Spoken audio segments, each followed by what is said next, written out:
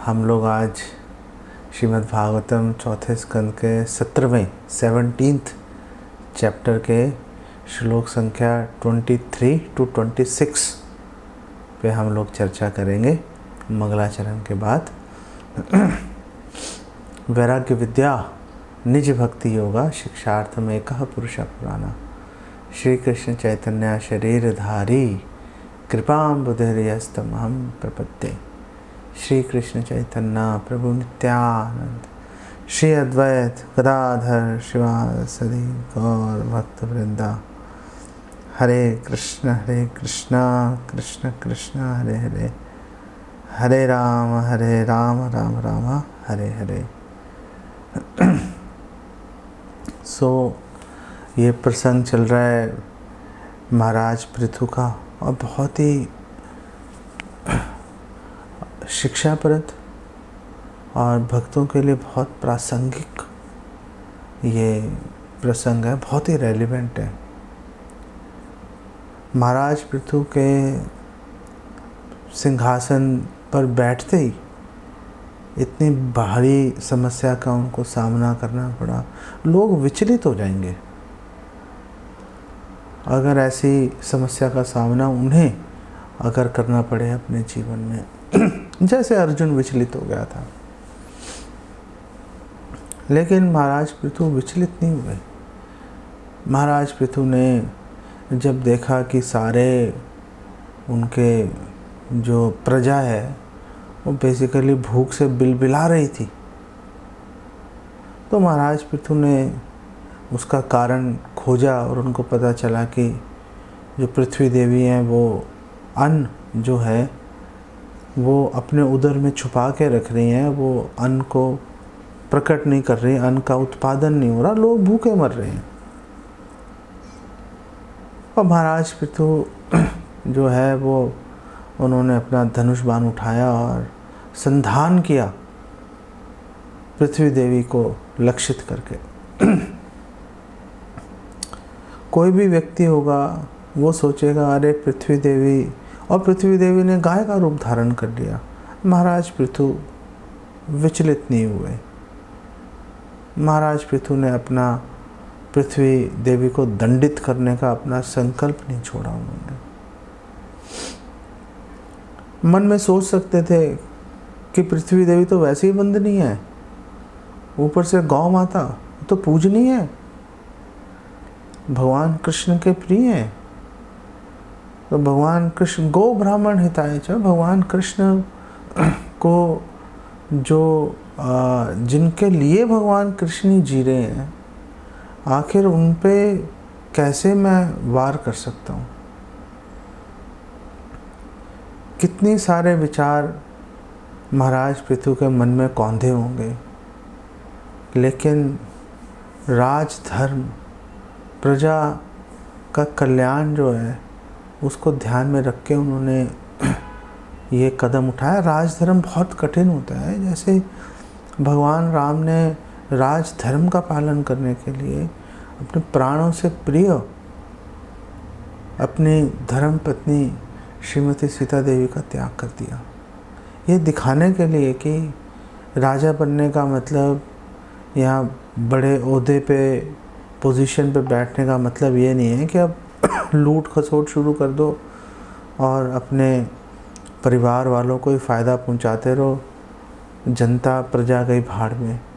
नहीं, उन्होंने आदर्श स्थापित किया।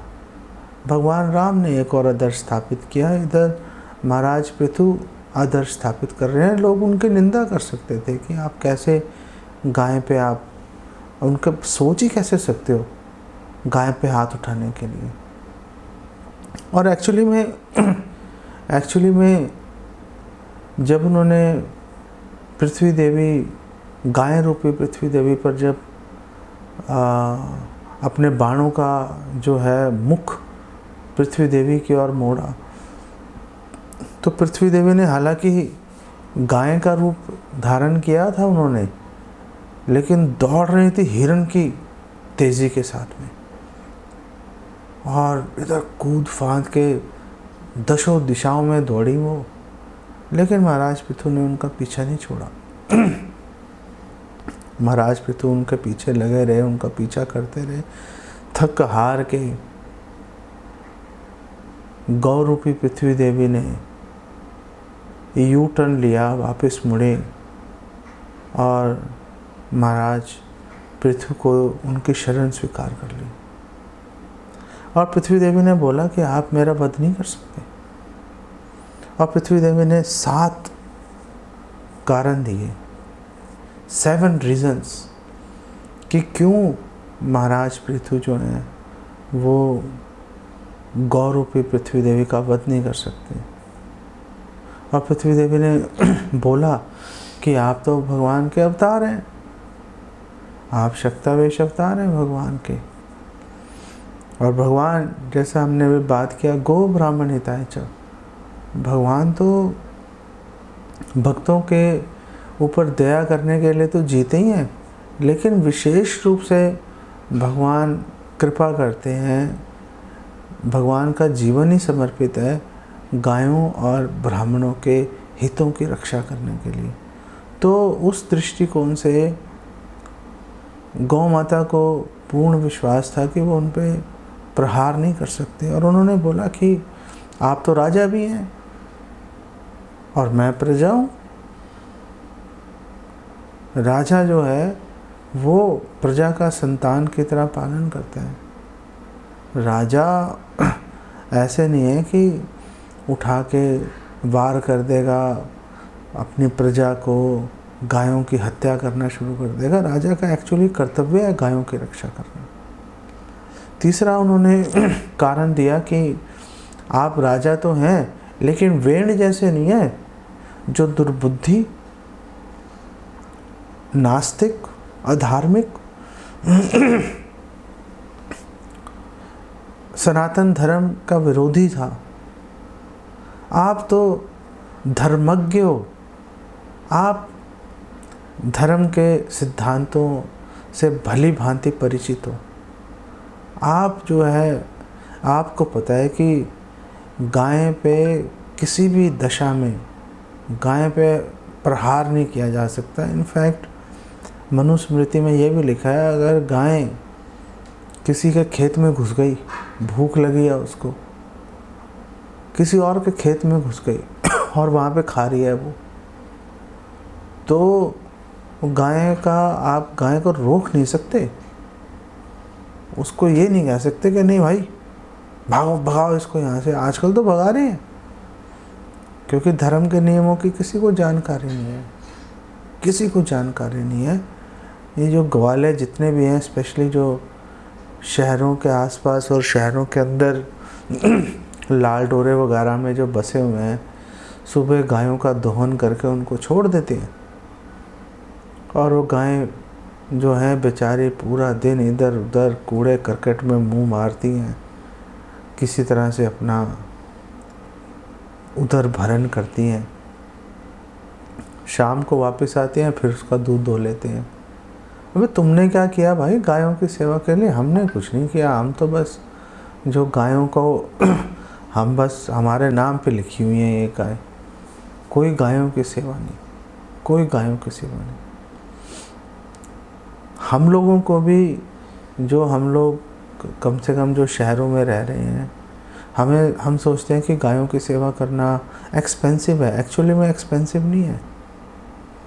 आप जितना भी फल खा रहे हो, जितनी भी सब्जियां खा रहे हो, उसके जो छिलके हैं, अगर आप कूड़े में ना फेंक के अगर आप गायों को खिला दें, उसी से गायों का पेट भर जाएगा।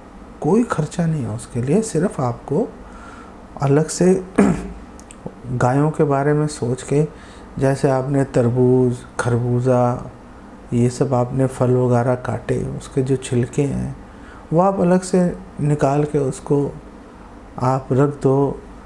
धनिया है, धनिया के पत्ते तोड़े, उसकी जो डंडियाँ वगैरह हैं वो आप उसको अलग से रख दीजिए। कुछ रोटियाँ बच जाती हैं। जो भी आप इस तरह का सामान जूठा ना होने दें, उसको इतना ध्यान रखें। और उसको दिन में एक बारी सुबह या शाम को जाके आप गायों को ढूंढ के उनको खिला दें, तो आपको उसका फल भी मिलेगा। खर्चा क्या हुआ? 1 रुपये का खर्चा नहीं हुआ भाई। सिर्फ आपने सावधानी पूर्वक बस आपने गायों के बारे में सोच लिया, बस इतने से काम हो जाएगा, बस इतने से काम हो जाएगा।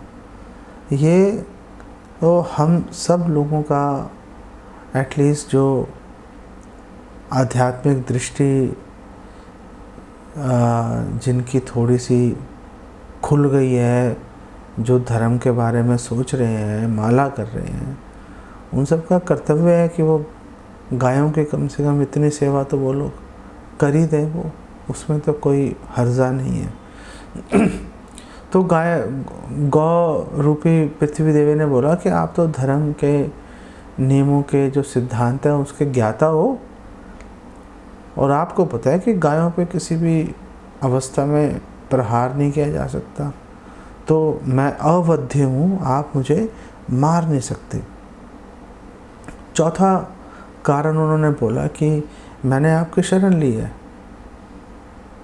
जो एक बार शरण में आ गया उस पे उसकी रक्षा करना कर्तव्य है। भगवान राम ने बोला है कि अगर किसी ने एक बार बोल दिया कि हे भगवान, हे राम, मैं आपका दास हूँ, बस उसके बाद भगवान राम नहीं देखते इधर उधर।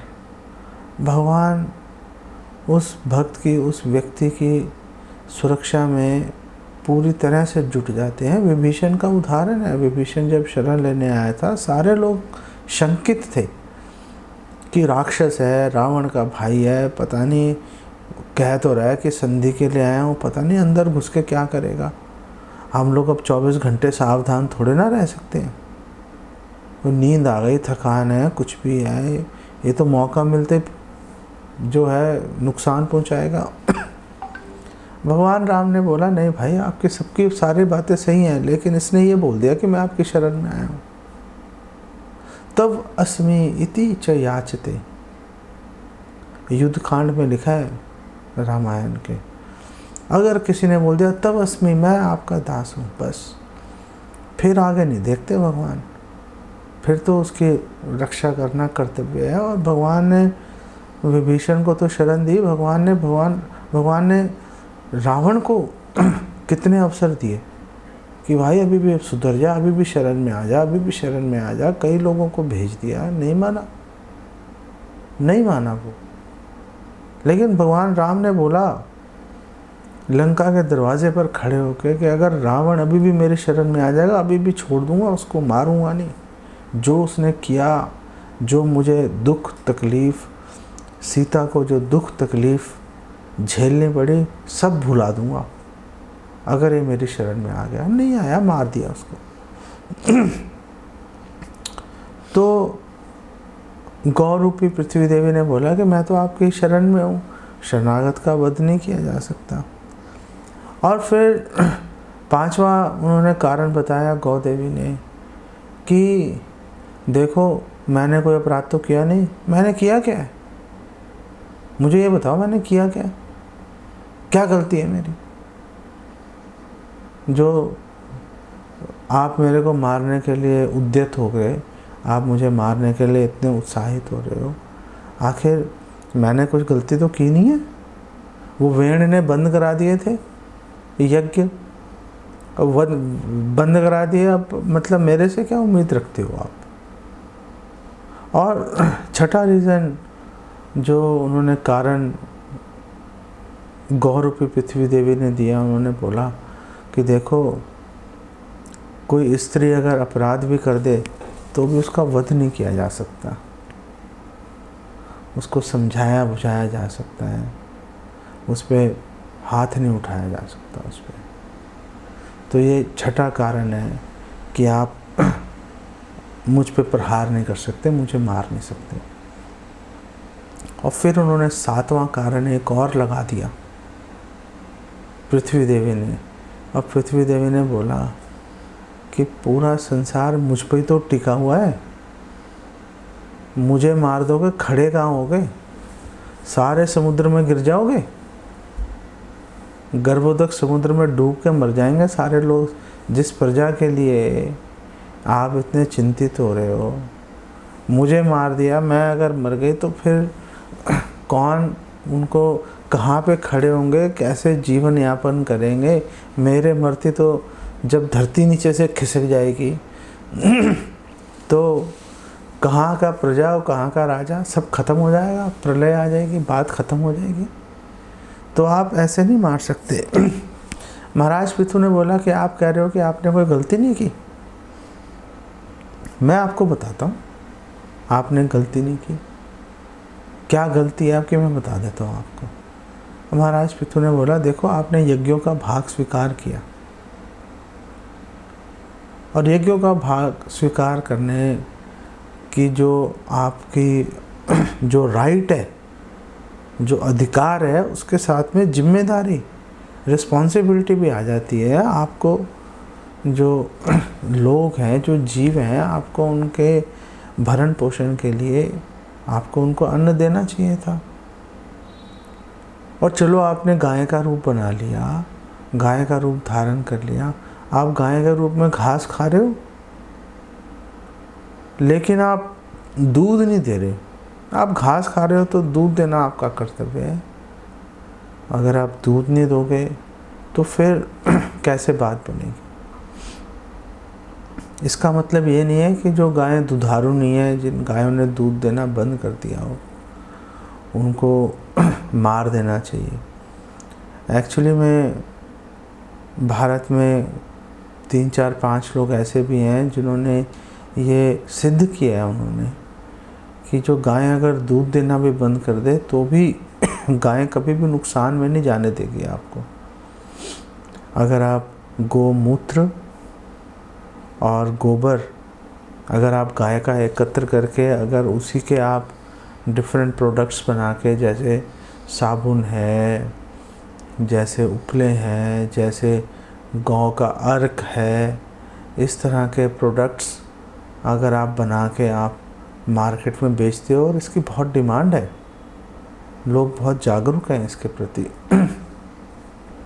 तो गाय का खर्चा निकल आता है, कभी नुकसान में नहीं रहते। लेकिन लोग इस बारे में ज़्यादा जागरूक नहीं है करके लोगों को कुछ कई बार नुकसान भी झेलना पड़ता है।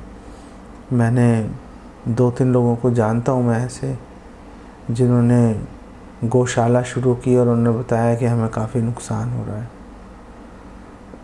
लेकिन अगर आप पूरी ट्रेनिंग लिए बिना, पूरी जानकारी लिए बिना अगर किसी क्षेत्र में कूदेंगे तो नेचुरली शुरू में तो कुछ आपको लॉसेस, नुकसान झेलने पड़ेंगे। लेकिन मैंने 1-2 आयुर्वेदाचार्यों से भी मैंने इस बारे में चर्चा की थी, और उन्होंने कहा कि अगर आप गाय दूध देना बंद भी कर दे तो भी अगर आप गोमूत्र और गोबर को आप इकट्ठा करके उसको अगर आप प्रोसेस करके सेल करते हो, आपको कभी नुकसान नहीं होगा आपको। खैर, पृथु महाराज ने उनको बोला कि आपकी तीसरी गलती भी वो भी बता देता हूँ मैं आपको। आपने ये तो बोल दिया कि मैं राजा हूँ, एक प्रजा के रूप में आपका कर्तव्य नहीं है कि मेरी आज्ञा का पालन करो। आपने मेरी आज्ञा का पालन नहीं किया। आपको हमारी आशा थी कि आप जो प्रजा है उनको आप अन्न जो है प्रदान करेंगी, दूध प्रदान करेंगी।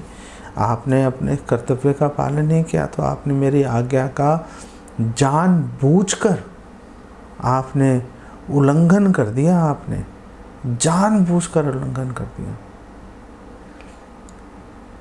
अनजाने में जो गलती हो जाए, और श्रील प्रभुपाद इस पे बहुत जोर दे रहे हैं, जानबूझ के।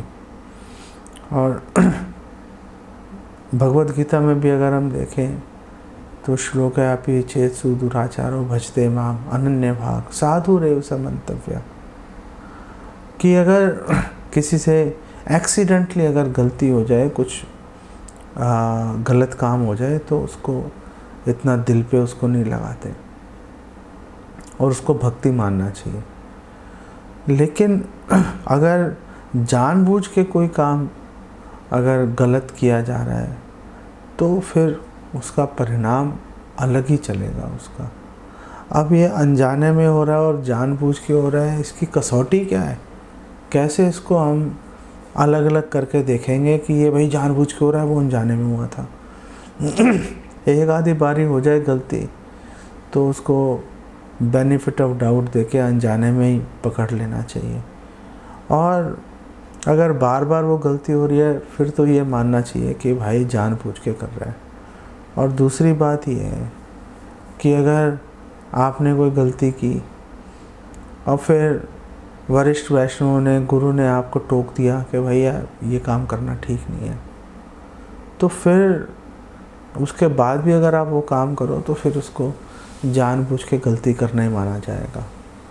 और अगर आप सोचो कि हम तो जप कर रहे हैं और जप करने के कारण हमारी ये सारी गलतियां माफ़ हो जाएंगी, तो प्रभुपाद कह रहे हैं ये तो नामनो बलाद ही यस्य पाप बुद्धि, ये तो पद्म पुराण के अनुसार और अपराध हो गया नाम के बल पे पाप करने का। तो भक्तों को बहुत ही विशेष रूप से इसके प्रति सावधान रहना चाहिए कि अगर आपको सामने से कोई इंस्ट्रक्शंस, कुछ निर्देश मिल गए वरिष्ठ भक्तों से, तो हमें बड़ी सावधानी पूर्वक हमें उसका ध्यान रखना चाहिए, उसका पालन करना चाहिए। पृथु महाराज ने बोला कि अगर आपने अपने व्यवहार में सुधार नहीं किया तो जो भी होगा देखूंगा, पहले तो प्रजा का पेट भरूंगा, चाहे उसके लिए मुझे आपको मार के आपका मांस ही उनको क्यों ना खिलाना पड़े। ये बहुत ही बड़ी उन्होंने स्टेटमेंट बोली। और श्रील प्रभुपाद यहाँ पे एक्सप्लेन कर रहे हैं, वो कह रहे हैं कि देखो दो तरह के धर्म होते हैं। एक नित्य धर्म है, रोज़ाना आप जो भी कार्य कर रहे हैं, हर रोज़ जो भी आप गतिविधियां कर रहे हैं। और एक आपातकालिक धर्म होता है कि कोई विपत्ति आ गई, प्रॉब्लम आ गई, और उस समस्या के जीवन मृत्यु का प्रश्न खड़ा हो गया, तो ऐसे समय में व्यक्ति का क्या कर्तव्य होना चाहिए, उस समय अलग बात चलती है। हमें हमारे शास्त्रों में उदाहरण में मिलता है कि एक बार एक राजा अपनी पुत्री के साथ में पहाड़ों में गया था विहार करने के लिए। तो वहाँ पे उन्होंने देखा एक साधु, एक संत जो है वो ठंड से उनका शरीर अकड़ गया था और मरने वाला था। तो राजा ने अपनी पुत्री को यह अनुमति दी थी कि वो उस साधु की प्राणों की रक्षा करे, और उसकी पुत्री ने उसके प्राणों की रक्षा की भी। आपातकालिक धर्म जो हैं बिल्कुल अलग चलते हैं। अगर कहीं पर अगर भोजन, अन्न बिल्कुल मिल ही नहीं रहा, तो चलो मांस भी खाया जा सकता है शरीर की रक्षा करने के लिए, क्योंकि इससे भगवान की सेवा होनी है। लेकिन ज़बरदस्ती अगर कोई मांस खाने के लिए या बिना भगवान को भोग लगाए अगर भोजन करने के लिए अधिक उत्साहित है, तो वो बिल्कुल ही वो बात गलत है। और महाराज पृथु ने तो पृथ्वी देवी को यहाँ तक बोल दिया कि आप तो अपने बारे में सोचे जा रहे हो, अपने बारे में आपकी बस चल रही है कि जी मुझे ये नहीं मिला इसलिए मैंने वो नहीं किया, मुझे वो नहीं मिला मैंने इसलिए ये नहीं किया। आपको सामने से निस्वार्थ भाव से काम करना ही चाहिए था आपको। इसमें स्त्री, पुरुष या नपुंसक इसका कोई कंसिडरेशन नहीं है, कोई इसका विचार नहीं किया जाएगा। अगर आप अपने निस्वार्थ भाव से, अगर आप अपने लोक कल्याण की भावना से अगर प्रेरित होकर आप अगर काम नहीं कर रहे, तो जो भी व्यक्ति नहीं कर रहा उसका वध करने में कोई पाप नहीं लगेगा। वो उसको जीव हत्या की गिनती में नहीं आएगा। वो यहाँ पर श्रील प्रभुपाद एक बहुत ही महत्वपूर्ण और बहुत ही कमाल का पॉइंट यहाँ पर श्रील प्रभुपाद लेके आ रहे हैं। और श्रील प्रभुपाद बोल रहे हैं, देखो जो भजनानंदी डिवोटीज़ हैं, मतलब कहाँ से बात चली, प्रभुपाद कहाँ पे लेके आ गए उसको। और प्रभुपाद ने बोला कि जो भजनानंदी भक्त हैं,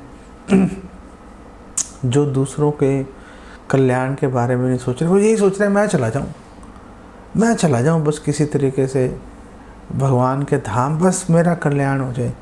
प्रभुपाद कह रहे हैं वो इतनी अच्छी बात नहीं है, दूसरों के कल्याण के बारे में अवश्य विचार करना चाहिए। और दूसरों के कल्याण के बारे में विचार करने का मतलब है आपको प्रचार करना पड़ेगा। और अगर आप प्रचार नहीं कर पा रहे तो जो प्रचार कर रहे हैं उन भक्तों की आपको मदद, सहायता आपको करनी पड़ेगी। उनके लिए प्रोग्राम्स ऑर्गेनाइज करने पड़ेंगे, लोगों से जाके बात करके, घर घर में, अपने गांवों में जाके आपको जो है कार्यक्रमों का आपको आयोजन बेसिकली करना पड़ेगा आपको। अगर आप इतना भी नहीं कर पा रहे तो फिर तो समझ लो कि बिल्कुल भोग वृत्ति वाली बात चल रही है। फिर तो अपने बारे में सोचे जा रहे हैं कि हमें ये मिल जाए, हमें वो मिल जाए। वो बात इतनी अच्छी, इतनी प्रशंसनीय नहीं है। श्रील प्रभुपाद ने ये नहीं लिखा कि भजनानंदियों का वध कर दो ये लिखते तो पता नहीं क्या ही हो जाता। तो प्रभुपाद ये नहीं कह रहे कि भजनानंदियों को मारो पीटो, लेकिन प्रभुपाद ये ज़रूर बोल रहे हैं कि भजनानंदी भक्त तो हैं, लेकिन जो प्रचार में लगे हैं वो भजनानंदी भक्तों से अधिक श्रेष्ठ हैं। और श्रील प्रभुपाद ने उदाहरण के रूप में, श्रील प्रभुपाद ने प्रहलाद महाराज का भी नाम लिया।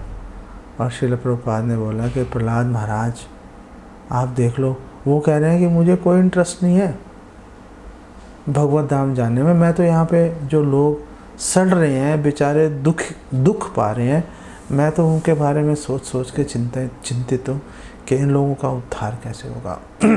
और एक्चुअली भागवतम के 7वें स्कंद में भगवान नरसिंहदेव बोल रहे हैं, सारे ब्रह्मा जी इत्यादि जितने सभी देवी देवता खड़े हैं वहाँ पे, और भगवान नरसिंहदेव बोल रहे हैं कि मेरे भक्त का, अगर कोई पूछे जी आपके भक्त का बेस्ट एग्जाम्पल कौन है आपका सबसे अच्छा भक्त, तो ये प्रहलाद है मेरा सबसे अच्छा भक्त। ये भगवान नरसिंहदेव अपने मुख से अंतर्धान होने से पहले बोल के गए, ब्रह्मा जी को वार्निंग दी, अरे भैया आप उल्टे सीधे वरदान मत दिया करो।